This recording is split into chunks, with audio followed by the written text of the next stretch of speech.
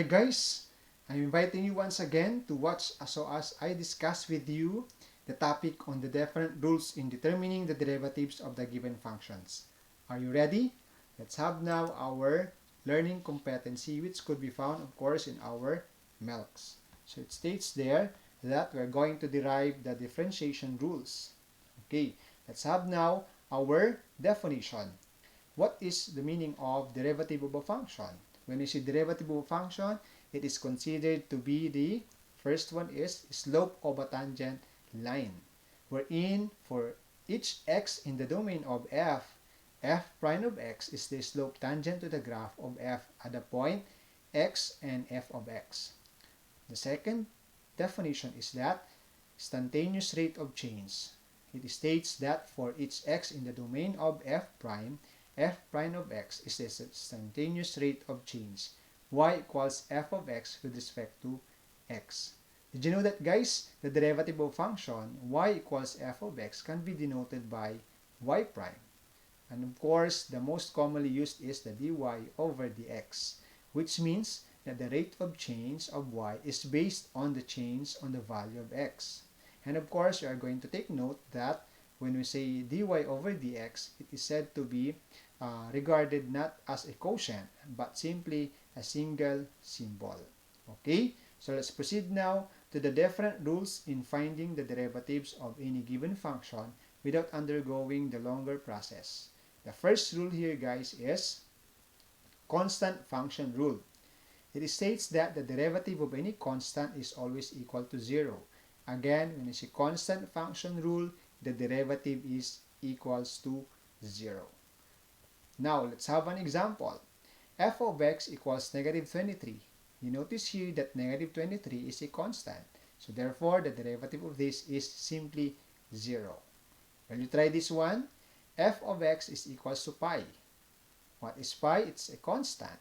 And therefore, what's the derivative of this? Simply it's 0. So, again, this is the first rule, constant function rule, which states that the derivative of any constant is always equals to 0. Let's have the second rule. Identity function rule states that the derivative of an identity function is always equals to 1. Likewise, the derivative of a function on the first degree is equal to its given numerical coefficient. Again, identity function rule, the derivative of an identity function is always equals to 1. And of course, the numerical coefficient of the first degree, that is now the derivative of that given function. Let's have an example. We have f of x equals negative x. You notice here, guys, that our numerical coefficient is simply negative 1. And this is now on the first degree. So therefore, that connotes us that the derivative of this is simply negative 1. Let's have another example. F of x equals x over 4. And what's the numerical coefficient of this? And of course, you notice that this is also in the first degree. Yes, that is 1/4. That 1/4 now would be also its derivative. So the derivative of x over 4 is simply 1/4. This is now our second rule, which is the identity function rule. It is always equals to 1, and at the same time, the function on the first degree is simply equal to its numerical coefficient. Okay, that's the second rule. Let's proceed with the third rule, which is power rule. Power rule states us that the exponent of the numerical coefficient, and of course, we are going to subtract 1 from the given exponent, and then of course, we're going to simplify. Again, with the 3 steps for power rule, we're going to make our exponent as the numerical coefficient, then subtract 1 from that exponent, then of course simplify. Let's have an example. Our example here is f of x equals x raised to negative 5. You notice here, guys, that our exponent is simply negative 5. This would make now our numerical coefficient. Afterwards, this negative 5 is to be subtracted by 1, and then we're going to simplify. So there you have it, guys. Negative 5x raised to negative 5 minus 1. Simplifying it further, we have negative 5x raised to negative 6 because negative 5 minus 1 is simply negative 6. Now, guys, the question is, do we accept it as our final answer? No, of course, because you notice here that the exponent is negative. And bear in mind that we do not accept a negative exponent. So what do you do here, guys? we simply get its reciprocal. So our final answer and the derivative of x raised to negative 5 is simply negative 5 over x raised to 6. Again, this is now your power rule, and we're going to make our exponent as the numerical coefficient. Then, of course, subtract 1 from that exponent and then simplify. Okay? Will you try this one? Second example. F of x equals x raised to 3/4. Okay. You notice here, guys, that our exponent is 3/4. That will become our numerical coefficient. And then 3/4 subtracted by 1. So there you have it, guys. 3/4 x raised to 3/4 minus 1. Simplifying it further, we have 3/4 x raised to negative 1/4 because 3/4 minus 1 is simply negative 1/4. And of course, again, it's a negative exponent. And at the same time, it is a fractional exponent. So again, we do not accept a negative exponent. We get its reciprocal, and the fractional exponent denotes us that it would apply its in radical form. We're going to rewrite it in radical form. So we have 3 over 4 fourth root of x. Now, another thing to consider here. In our denominator, we have a radical sign, and we do not accept that as our final answer. We simply rationalize. And you observe here, guys, that the index is 4 and the exponent is 1. So all we need to do to cancel our radical sign is simply they have the same exponent 4 and at the same time the same index. So what you observe, if this is simply 1, therefore the exponent to be multiplied on our radicand should be 3. Okay, so therefore we rationalize, which is fourth root of x raised to 3, both numerator and denominator. Simplify it further, numerator times numerator, it's 3 fourth root of x cubed. And for the denominator, times denominator equals 4. There you have it. And then, of course, this one is equals to x itself. So, therefore, we have 4x. Our final answer and the derivative of x raised to 3/4 is simply 3/4 root of x cubed all over 4x. Okay, this is now our third rule, which is the power rule. Again, make the exponent as our numerical coefficient, subtract 1 from that exponent, and we need to simplify. Let's proceed with the fourth rule. Our fourth rule here, guys, is the constant multiple rule. All we need to do here is simply multiply the exponent by the numerical coefficient of the given function. Okay, subtract 1 from the exponent, and then, of course, simplify the resulting derivative. So, meaning, we are to apply our third rule, which is the power rule. Okay, and this time we have a numerical coefficient. So we have an example here. Our example here is f of x equals negative 6 x raised to negative 4. So you notice we have here a numerical coefficient and then a power or exponent, which is negative 4. So all we need to do is multiply the exponent and then the numerical coefficient, and then of course we subtract 1 from our exponent. So there you have it, negative 6 from our numerical coefficient, negative 4 from our exponent, then subtract 1 from our exponent.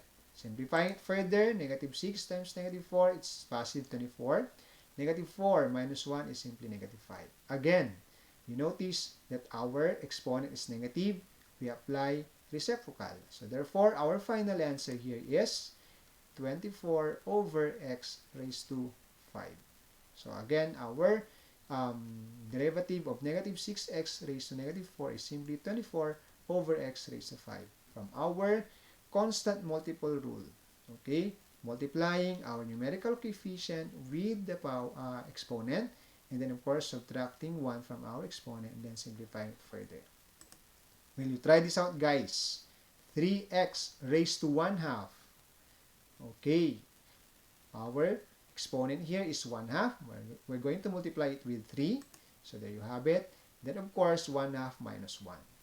Okay, simplify it further, guys. So we have 3 halves. X raised to negative 1/2. And again, we do not accept a negative exponent and at the same time a fractional exponent. So all we need to do is to rewrite it in a radical form applying a reciprocal. So there you have it, 3 over 2 square root of x. Again, we rationalize because we do not accept a final answer with a radical sign. So we simply multiply both the numerator and then the denominator with square root of x. And then simplify it further, multiplying numerator, multiplying denominator, and then denominator. So we come up now with 3 square root of x all over 2x. So again, our final answer, the derivative of 3x raised to 1/2 is simply 3 square root of x all over 2x. Applying our fourth rule, the constant multiple rule. We're going to multiply the exponent with the numerical coefficient, subtracting 1 from the exponent, then of course simplify it. Let's have the fifth rule. Our fifth rule here states that the sum and difference rule. We're going to get the derivative of each term by applying the previously discussed rules in finding the derivatives, and then of course simplify the resulting derivatives. Again, sum and difference, we need to get its derivative by term. Okay, each term should have its derivative. Applying the first 4 derivative rules. And then of course the last step there is we're going to simplify. Let's have the first example. Our first example here is f of x equals 3x squared plus 2x minus 5. How many terms do we have? So we have 1, 2, 3. So each term we're going to get its derivative. From the first term, we're going to apply, of course, our constant multiple rule. Second, we're going to use, of course, the identity function. And then, of course, the third term, we're going to use the constant function rule. So, there you have it, guys. 3 times 2, where did we come from? This 2 from our exponent. Then, of course, subtract 1. So, there you have it. Simplify it further. 3 times 2 is 6x.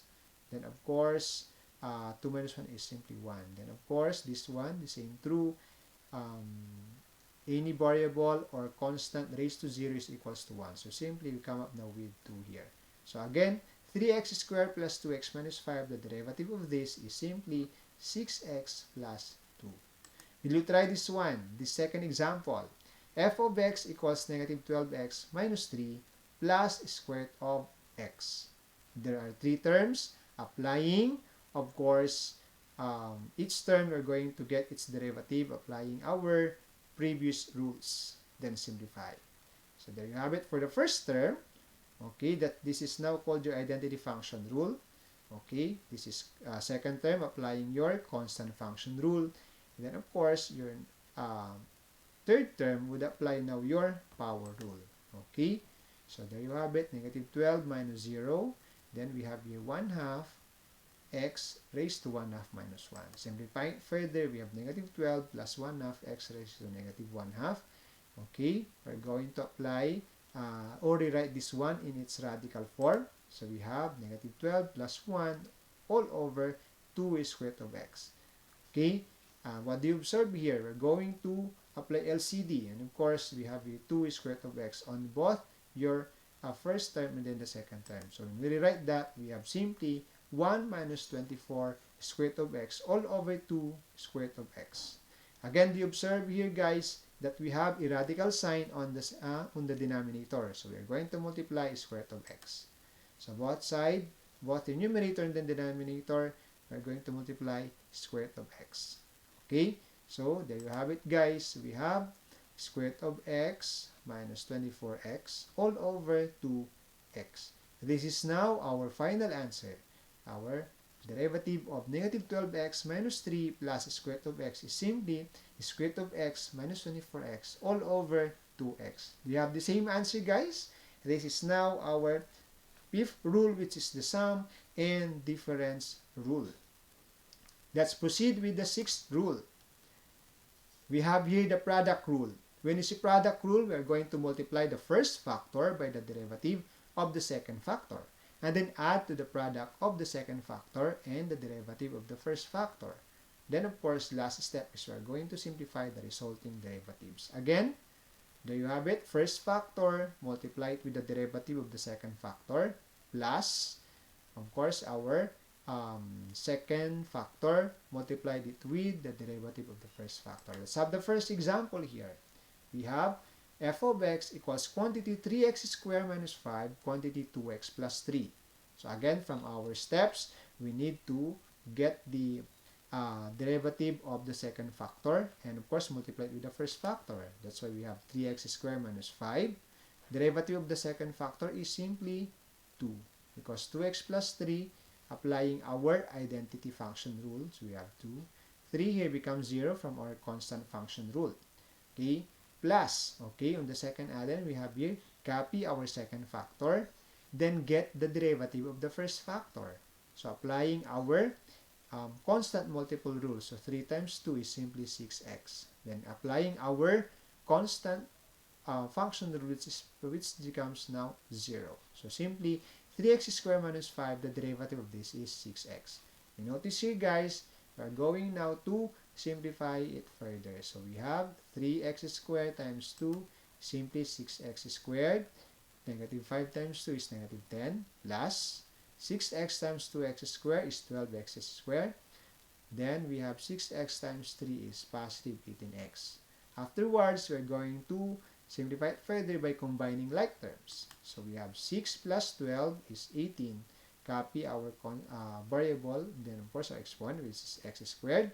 Then followed by 18x, and then negative 10. So this is now our derivative of our factors 3x squared minus 5, and then we have 2x plus 3. Actually, guys, this is just the first method, okay, for the product rule. We could also determine the derivative of this by multiply first, get the product of your two factors. After getting the product, apply now your sum and difference rule, wherein each term should get its derivative. So therefore, you would come up with the same answer, which is 18x squared plus 18x minus 10. Would you try that, guys? Applying, of course, again, you multiply first, simplify the two factors, and then apply sum and difference rule. Okay. Last example for our sixth rule. Okay, we have here 4x squared plus 3x times x raised to 4 minus 5x plus 2. Okay, from our product rule, multiply the first factor with the derivative of the second factor. Okay, so there you have it. Our derivative of the second factor is simply applying your constant multiple rule. So we have, actually this is x raised to 4 or power rule. We have 4x, then subtract 1 from 4, which becomes 3. Negative 5x is an identity function, so we have negative 5. Okay, 2 becomes the constant function, which is 0. Okay, plus, of course, we have the second factor, multiplied it with the first factor derivative. So we have with the constant multiple rule, 4 times 2, we have 8. Subtract 1 from 2, so it becomes 1. So 8x. The derivative of 3x, applying our identity function, which is numerical coefficient. Simply, we have 3. So there you have it, guys. Afterwards, we need to get the product of each factor. Okay, the same true on the second here. Okay, so we come up now with, we have 16x raised to 5 minus 20x squared. Then we have 3 times negative 5. We have 12. This one, 4 times 3x is 12x raised to 4. Negative 5 times 3x is negative 15x. The same true here. Okay, we have 8x times x raised to 4. We have 8x raised to 5. We have 8x times negative 5x is negative 40x squared. Then we have 8x times 2 is 16x. 3 times x raised to 4, 3x raised to 4. 3 times negative 5x, negative 15x. And then, of course, 3 times 2 is 6. This is our partial sum. Okay, and then, of course, our last step is simply combining like terms, arranging our exponent in an descending order. Okay, so we come up now with 16x raised to 5 and 8x raised to 5. So we have 24x raised to 5, followed by exponent 4, which is 12x raised to 4 plus 3x raised to 4. So we have 15x raised to 4. And then, of course, we have exponent of 2 to a negative 20x squared and negative 40x squared. So we come up now with negative 60x squared. And then, of course, we have followed by negative 15x. And then we have here negative 15x. And then we have positive 16x. So, we come up now with um, positive, the same true here with negative 14x. Okay, and then of course lastly we have positive 6. There you have it, guys. Okay, so um, 30 negative 30x plus 16 is simply negative 14x, then positive 6. So again, our derivative of f of x equals 4x squared plus 3x, quantity x raised to 4 minus 5x plus 2, we have 24x raised to 5 plus 15x raised to 4 minus 60x squared minus 14x plus 6. That is now our derivative. And then again, you could try it out when you get the product of the two factors, then applying your sum and difference rule. Okay, applying each term, you're going to get its derivative. So this is our sixth rule, the product rule. It states here that we need to multiply the first factor with the derivative of the second factor plus, of course, the second factor and multiply it to the derivative of the first factor. There you have it, guys, as you simplify it further. Let's have now the seventh rule. Our seventh rule here is the quotient rule. When you see quotient rule, our steps are, we need to subtract the product of the derivative of the numerator and then the denominator from the product of the derivative of the denominator and the numerator, all over the square of the denominator. The last step there is we're going to simplify. Okay? So again, from our steps, the derivative of the numerator and then of course the denominator, okay, minus the derivative of your denominator and then of course the numerator, all over the square of your denominator. So when you try this example, our example here is f of x equals x squared all over x minus 1.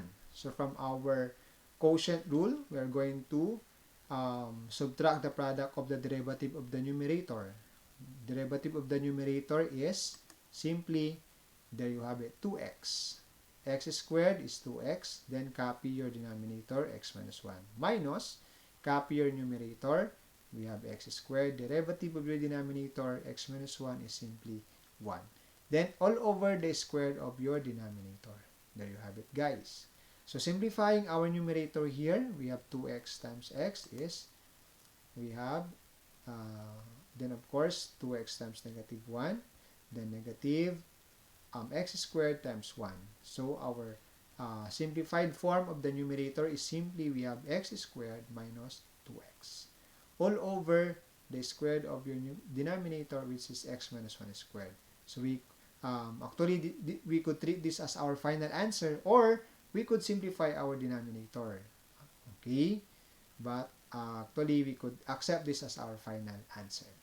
Let's try another example. And of course, when you try solving this one, x cubed minus 2 all over x squared. Okay? So from our steps, we need to get the product of the you notice here the derivative of the numerator multiplied it to the denominator. So we have x cubed becomes 3x squared multiplied by x squared. Then of course minus, you just copy the numerator, multiplied it with the derivative of your denominator, which is x squared, it becomes 2x. All over a squared of your denominator. Simplifying it further, you notice here, guys, we have 3x raised to 4. We have negative 2x raised to 4. Then we have negative, you notice here, negative becomes positive 4x. Okay? Simplifying it further, denominator x squared is simply x raised to 4. Okay? Simplifying it further, guys, we have x raised to 4 plus 4x all over x raised to 4. Okay? Common mistakes or errors of students that they simply cancel x raised to 4 and x raised to 4. But it's not. We need to factor out our numerator. What's the common factor of the numerator? Yes, it's simply x. So extract that out. We have x, quantity x cubed plus 4 all over x raised to 4. Afterwards, we could now cancel this x. The same true with 1x on your denominator. So our final answer is, yes, we have x cubed plus 4 all over x cubed. Okay, do you have the same answer with our quotient rule? The derivative of x cubed minus 2 all over x squared is simply x cubed plus 4 all over x cubed. Okay, let's proceed with the last rule. Our last rule here, guys, is simply the chain rule. When we say chain rule, we need to take the derivative of the given function by applying the constant multiple or power rule. Then afterwards, we need to multiply the resulting derivative in the first step to the derivative of the function inside the grouping symbol. Then simplify the resulting derivative. Okay, to further understand this eighth rule, we are going to give an example. Our example here, guys, is f of x equals quantity 5x plus 2 raised to 3. Okay, so from our rule, okay, applying our constant multiple or power rule, our exponent here is 3. So we come up now with 3 here. Then of course subtract 1 with this. So we have 2. Then afterwards multiply the derivative of your inside factor. This one. So 5x plus 2, the derivative of this is simplified. Simplify it further, 5 times 3, it's 15. Quantity 5x plus 2 squared. We could now accept this as our final answer. Or simply, we could also expand this 5x plus 2 quantity squared and afterwards multiply it with 15. Okay? But again, we could accept this already as our final answer. Okay, would you try this second example for our chain rule? We have 1 over quantity x squared minus 3x plus 2 squared. Okay? So, with this, you notice that our exponent is in the denominator. Once we apply the reciprocal of this, what will happen? Yes, it would become negative. So, when we rewrite this one, we have x squared minus 3x plus 2 quantity raised to negative 2. Okay? Then, applying our chain rule. Constant multiple or power rule, this exponent negative 2 would be written on our numerical coefficient. There you have it, negative 2. Negative 2 minus 1 becomes negative 3. Then afterwards, get the derivative of your inside factor, multiplying it with this one. So we have x squared minus 3. After this one, simplify. Simplify. Negative 2 times 2x is simply negative 4x. Then, negative 2 times 3 is positive 6. Okay? Again, you observe here, this is negative, so we simply apply reciprocal. So, we have our final answer, negative 4x plus 6 all over x squared minus 3x plus 2 quantity squared. Okay? How did we arrive with this becomes positive? Because we apply reciprocal. Okay? So, this is chain rule. Again, for chain rule, we take the derivative of the given function by applying the power rule or the constant multiple rule. Then, of course, multiplying the resulting derivative in the first step to the derivative of the function inside the grouping symbol, then simplify the resulting derivative. Okay? So, these are the 8 rules we have for finding the derivatives of any given function. Again, what are those 8? As we wrap up or sum up our discussion, we have these different rules in finding the derivatives. We have, of course, the first one is the constant function rule. Okay, that when you see constant function rule, the derivative of any constant is always equals to 0. Identity function rule, which is equals to 1 or the numerical itself, numerical coefficient. Power rule, the exponent would become the numerical coefficient, subtract 1 from it. Constant multiple rule, multiply the numerical coefficient with exponent, subtracting exponent by 1. We have also sum and difference rule. Each term will get its derivative applying our first 4 rules. Then of course, product rule. When you say this product rule is that we're going to multiply the first factor by the derivative of the second factor, add it to the product of the second factor to the derivative of the first factor, then simplify. Seventh rule is the quotient rule. Okay, subtract the product of the derivative of the numerator and then the denominator from the product of the derivative of the denominator and then the numerator all over the squared of your denominator. Then simplify. Last rule is the chain rule. Okay? Applying your constant, multiple, or power rule. And then, of course, subtract 1 from our exponent. Then get your derivative of your inside factor in your grouping symbol. Then, of course, final step would be we are going to simplify. Okay? So, again, guys, you notice here that we have discussed the 8 rules, and that ends our um, discussion. Thank you again for watching, and hoping you have learned something today. Have a nice day, and of course, see you again on the next lesson for another exciting and comprehensive discussion of our topic. Thank you again, guys. God bless.